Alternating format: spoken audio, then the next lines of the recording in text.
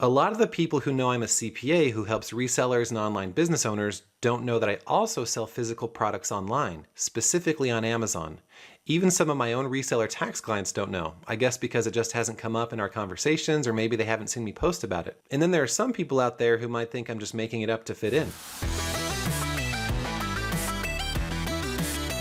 Hey, my name is Mark too, and I'm a CPA and online reseller who specializes in helping resellers and online businesses with taxes and with growing their businesses profitably. Today I want to give you a peek into my actual numbers and talk a little bit about my business, how I manage it, and how it works given the fact that I work full-time as a CPA.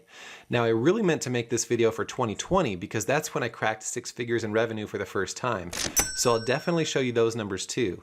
And we'll also look at 2021 and the huge dip I took in terms of revenue and see if there's anything else we can derive from those numbers. In my very first YouTube video, I talk a little bit about how I got started selling on Amazon. So the kind of selling that I do is called private label through Amazon FBA. Private label just means that I created a brand and I have 8 or 9 products under that brand that I sell through Amazon that I get through a supplier that I work with in China. I just sell a few different products that are in the outdoor hiking and camping utensil space. So like I have these mugs, I have these utensil sets, so it's like a spoon, fork, knife set. It's decent quality stuff, but it's nothing earth-shattering. And I do that through Amazon FBA, and that just means fulfilled by Amazon.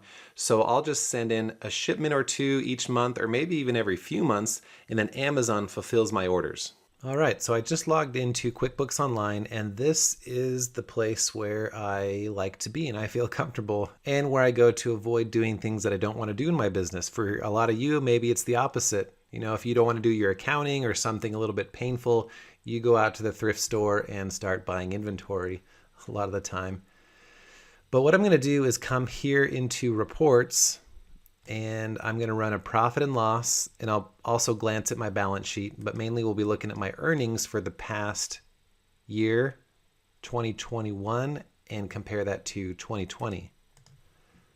So I'm going to select 2020, and we will look at that first.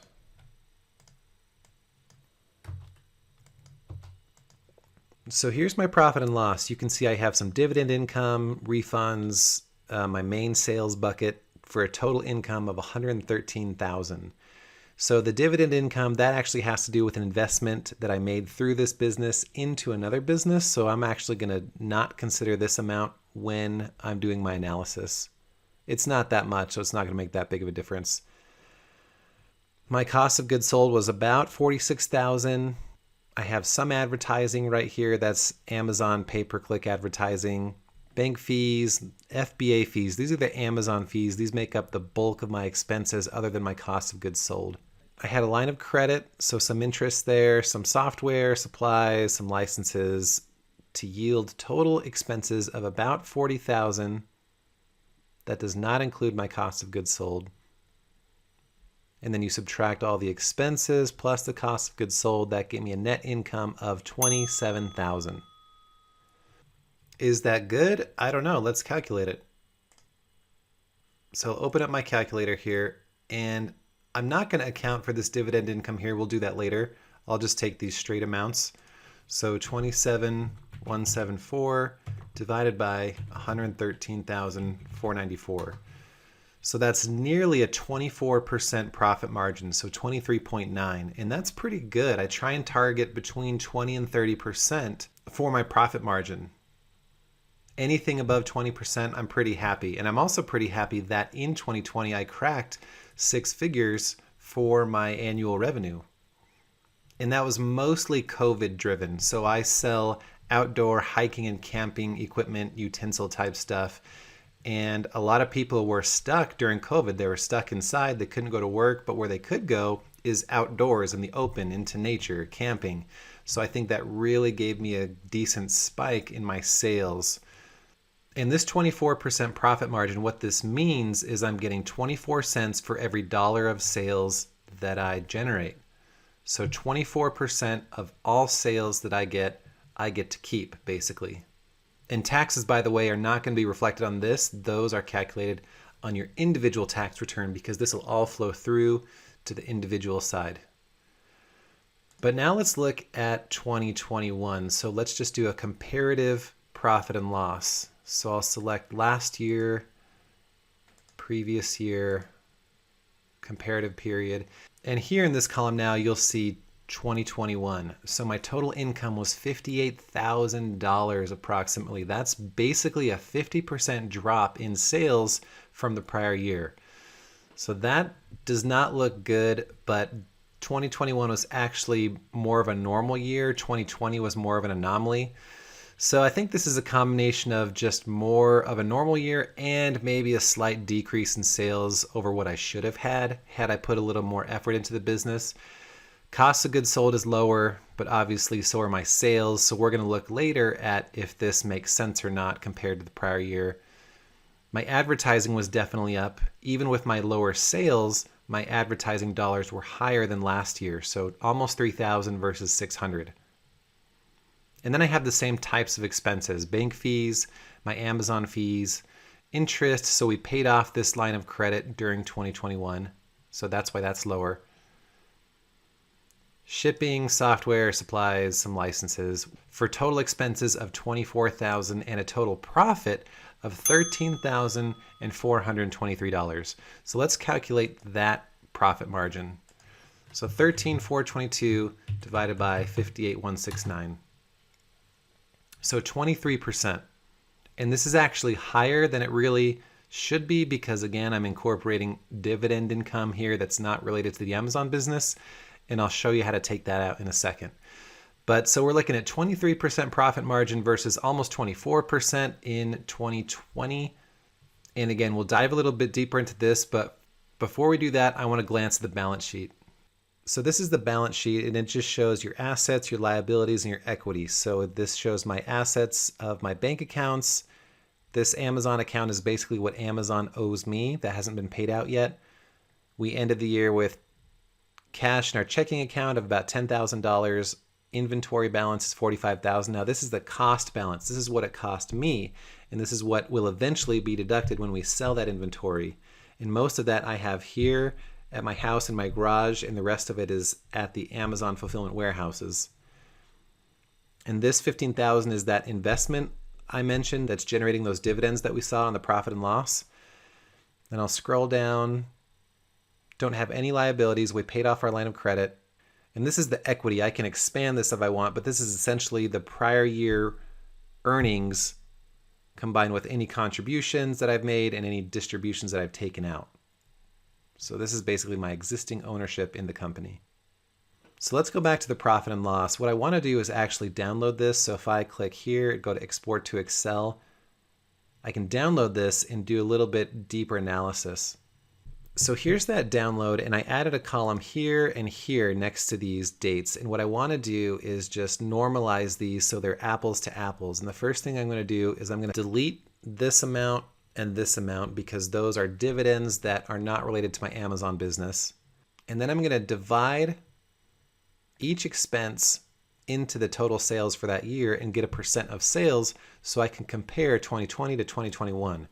So if I just do equals this number divided by this number, I can see that my cost of goods sold for 2021 is 36% of the sales. And if I do that on this side, just copy that formula over, my cost of goods sold percent of sales for 2020 is 41%. And then I'm just going to copy this down to the rest of the expenses and the net income. Do the same thing over here. Just make sure I got those formulas right. Now we can compare apples to apples. So obviously our cost of goods sold is lower in 2021, but that's to be expected because our income is lower. So is this better or worse than 2020, in which we had sales of 113,000? So that's where these percentages come in handy. So in 2021, our cost of goods sold were only 36% of our income.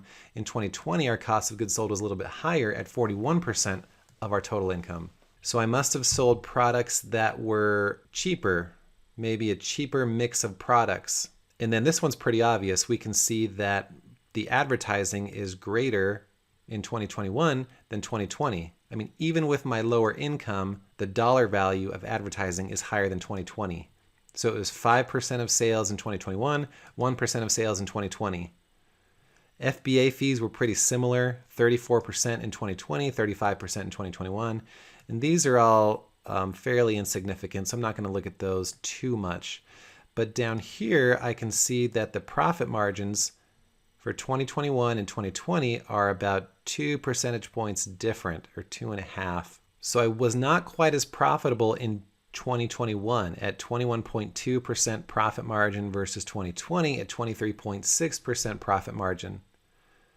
So if I would have started here, I could say, okay, well, what made me less profitable in 2021?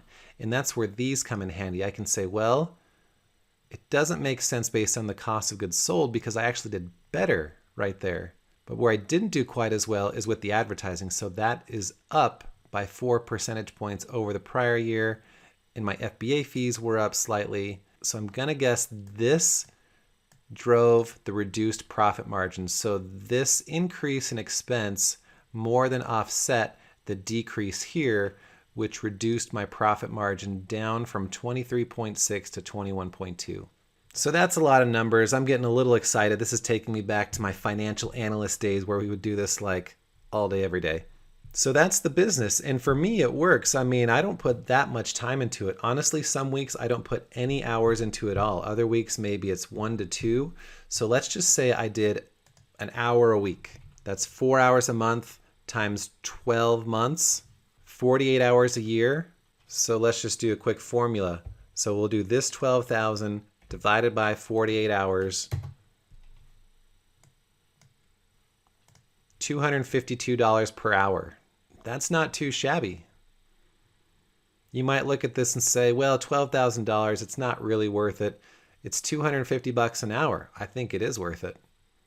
And it keeps me on my toes, keeps me informed with what's going on in the reselling world. And for 2022, I hope this number goes up. I don't plan on putting a ton more time into the business than before, but eventually I might have to if I don't want to just sort of fade into obscurity and eventually lose all my sales. So that's my business. It's just cruising along. I don't have any plans to put a ton of time into optimizing my advertising or really trying to add new products or boost sales. It just helps me stay in touch with the community, and maybe one day I'll grow it to 7 figures. Who knows? Check out @NotYourDadCPA on Instagram for more tips and behind the scenes. Use the links below for more resources to help you optimize your tax situation and overcome the anxiety so you can focus on building your business profitably. I have stuff like this, these utensil sets, so spoon, a spoon, fork, knife.